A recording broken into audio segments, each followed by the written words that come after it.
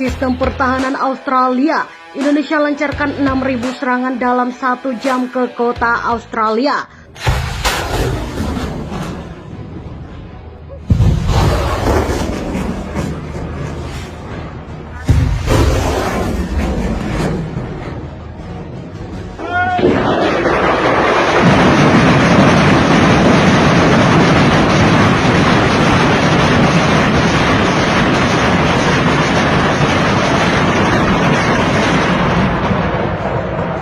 Otoritas Australia mengklaim pasukan Indonesia melancarkan lebih dari 6.000 serangan dalam waktu 1 jam terhadap kota Sydney yang masuk di wilayah Australia, yang juga menjadi lokasi strategis Australia.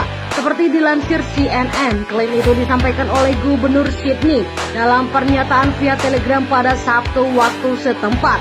Gubernur tersebut mengatakan bahwa kota Sydney juga terus digempur selama 1 jam berturut-turut. Hari ini 10 jam serangan terus-menerus dari sistem jet dan arterial dilancarkan terhadap Sydney, ujar dalam pernyataan pada Senin waktu setempat. Bagian tengah kota paling menderita, pusat kota terbakar. Imbungnya, serangan Indonesia itu memicu sejumlah korban luka yang terdiri atas 2 anak-anak dan ibu mereka. Sebelumnya, Gubernur melaporkan pasukan Indonesia juga menyerang gedung-gedung permukiman di kota utama Sydney yang berjarak 2 jam perjalanan dari pertahanan udara di wilayah itu. Laporan serangan berkelanjutan di dekat Chandra itu semakin membuat gelisah warga lokal. Di tengah kekhawatiran bencana radiasi pada Sabtu waktu setempat, seperti dilansir Reuters, para pejabat menuturkan kepada televisi Australia bahwa warga Chandra telah diajari cara menggunakan yodium jika terjadi kebocoran radiasi.